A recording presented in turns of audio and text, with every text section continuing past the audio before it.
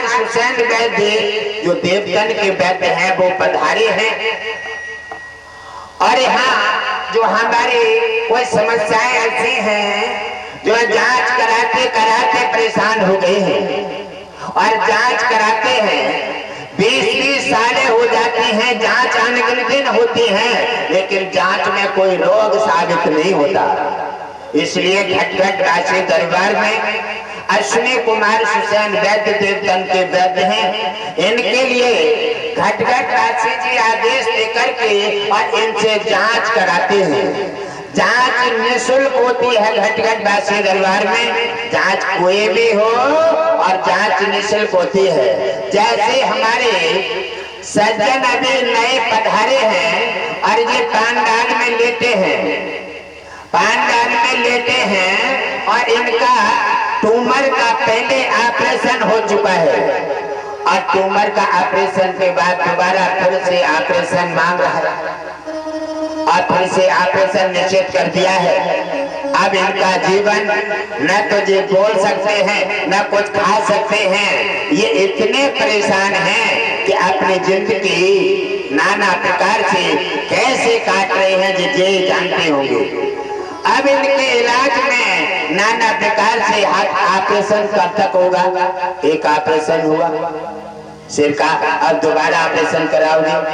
Operation अब खतरे का है, अब ऑपरेशन से कोई काम नहीं चलेगा। इन्होंने कहा है गुरुदेव हमारे ये ठीक हो जाए, हम सत्संग कराएंगे, हम सत्संग कराएंगे। एक बार ऑपरेशन में 5-5 लाख रुपए खर्च किया है और हम सत्संग कराएंगे। तो हमने कहा सत्संग तो आप कराएंगे, बोल तो देंगे और ठीक भी हो जाएंगे। और ठीक होने के बाद जब सत्संग नहीं कराएंगे तो दिक्कत फिर खड़ी हो जाएगी।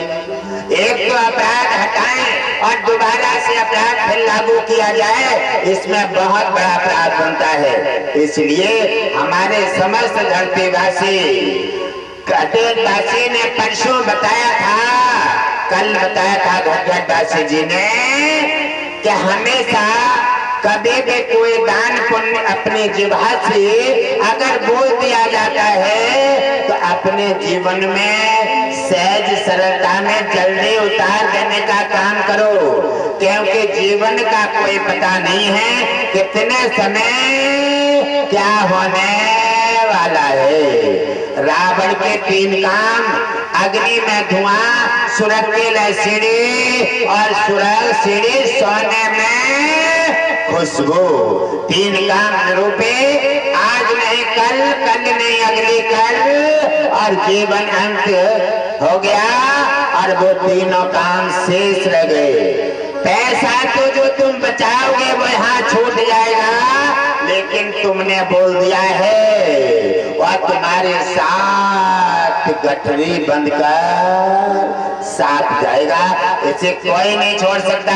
हाँ, बातों से तो आप हटा सकते हैं, गुरु के सामने कह सकते हैं और फिर सामने न जाओ, अरे ये तो बात चल सकती है, लेकिन तुम्हारी जिह्वा के सामने जो चाल चल रही है और तत्काल रिकॉर्ड में दाखिल हो जाती है। दान धर्म वैकुंठ खजाना और सड़े गले ना हो पुराना।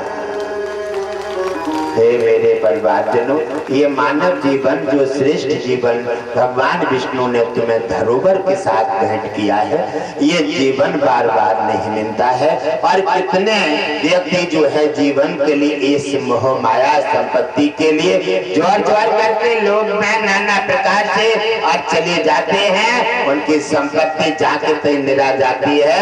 राजा रावण के 1 लाख पुत्र 1.25 लाख नाती थे और के घर में दिया नवाती, ये भगवान विष्णु की समस्त रचना है। ये संपत्ति, ये गाड़ी बंगला, ये सब क्यों दिया है? ये सब तुम्हारा कामकाज चलाने के लिए, ये दान पुण्य करने के लिए, ये तुम्हारे जिह्वा की पूर्ति करने के लिए, ये तुम्हारे से जो कहते हैं दान पुण्य सेवा करने के लिए भगवान विष्णु ने ये संपदा भेंट किया है। और लक्ष्मी जी कहती हैं हे नाथ, लक्ष्मी जी भगवान विष्णु से कह रही हैं कि ये संसार में जितने भी दौलत देते हैं वो हम देते हैं, जीवन देते हैं वो आप देते हैं। जब सब कुछ हमारा है फिर ये नाना प्रकार के पाप के गठरे सिर पर बांध कर क्यों लाते हैं या अपराध क्यों करते हैं? तो भगवान विष्णु कहते हैं लक्ष्मी, यही तो अगला पिछला पाप और पुण्य है। यही तो अगले पाप और पुण्य से व्यक्ति नाना प्रकार से अनेकों प्रकार के योनि में जन्म लेता है। मुर्गा बकरा जैसा गिजाई, जैसा जिसका कर्म होता है और वैसे ही उसे जन्म मिल जाता है। जन्मदाता भगवान विष्णु कहते हैं कि मेरा संसार मेरा परिवार है और सबको जैसा जो करता है वैसा ही उसको फल दिया जाता है। हे मेरे प्रिय परिवारजनों, ये संसार में हमेशा भगवान विष्णु की लीला है। राम दई बने वही बने, कृष्ण बने वही बने। और हे यमराज, आज आप भी पधारे हैं और जहां आप अपना जो पैसा फेंकना चाहते हैं, आपको पहले भी सावधान कर दिया है। आपको पहले भी सावधान कर दिया है कि हमेशा सत्संग में और गुरुजनों के दरबार में कोई भी किसी प्रकार का बता दिया गया है कि अगर नामदानी का अगर लिस्ट पूरा होता है, नामदानी का लिस्ट पूरा हो जाता है, क्योंकि आप तो सबके प्राणों के दाता हैं, क्योंकि प्राण ले जाते हैं। बात ठीक है, लेकिन बात यह है कि सत्संग चल रहा है या दरबार लगा हुआ है, उस समय अगर किसी नामदानी का समय पूरा हो जाता है तो हे यमराज जी, आप बिना सूचना के, बिना अनुमति के, बिना गुरुजनों की अनुमति के कोई भी अपना अटैक नहीं करेंगे। और पहले नामदानी के लिए अपने गुरुजनों को पहले सूचित करेंगे मीटिंग में, उसके बाद गुरुजन यस या नो का आपको उत्तर देते हैं, उसी के हिसाब से काम करेंगे।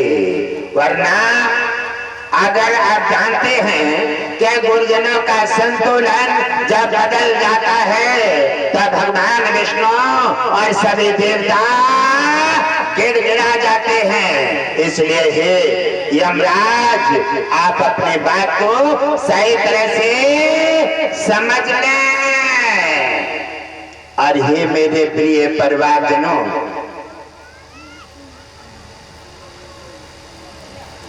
एक जंगल में एक ऋषिराज आश्रम बनाकर रहते थे और बड़े शांत प्रिय संत थे। अपने सिद्धांतों का पालन, नीति नियम, यज्ञ तप दान सेवा, नित्य दिन उनका कामकाज चलता था। एक रोज क्या हुआ कि एक जंगल में से पुलिस वालों ने राजा के सिपाही एक डाकुओं के पीछे पड़ जाते हैं और डाकुओं को लगा कि आज राजा के सिपाही आज मुझे पकड़ लेंगे।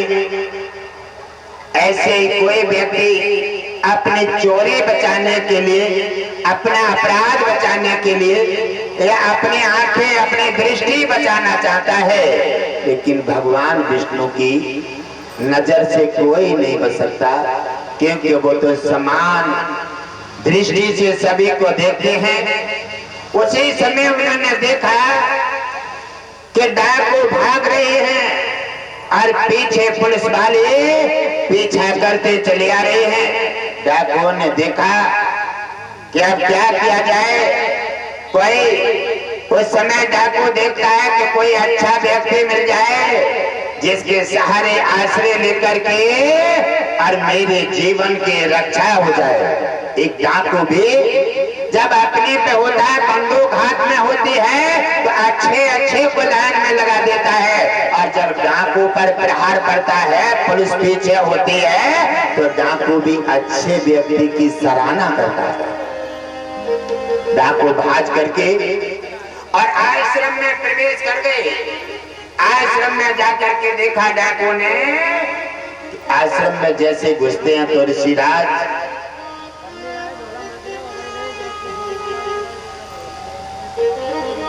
वहां देख रहे हैं, ऋषिराज तप कर रहे हैं, और ऋषिराज के जाकर के पैर पकड़ लिए। कहा मुनिराज हमारे थोड़ी सहायता कर दीजिए। उन्होंने कहा कि तुम्हारी क्या सहायता कर सकते हैं। कहने लगे मुनिराज सहायता ये कर दीजिए, हमें पीछे से पुलिस बदमाश जो है हमें रौंदे आ रहे हैं, और हम व्यापारी हैं, व्यापारी हैं, हमारे पास धन है, हमारे धन की रक्षा कर दीजिए, वरना वो छीनेंगे और हमें मारेंगे, और हमने बड़ी मेहनत से कमाया है। राजा नहीं समझ पाए क्या जी आखिर कौन है, और ऋषिराज ने उनकी जांच नहीं कर पाई, और ऋषिराज ने धन रखवा लिया और कहा दूसरे गेट से निकल जाओ और कल अपना आकर ले जाना। और वो डाकू जो थे धन रख दिया कुटिया में और दूसरे गेट से निकल जाते हैं, और तब तक राजा के सैनिक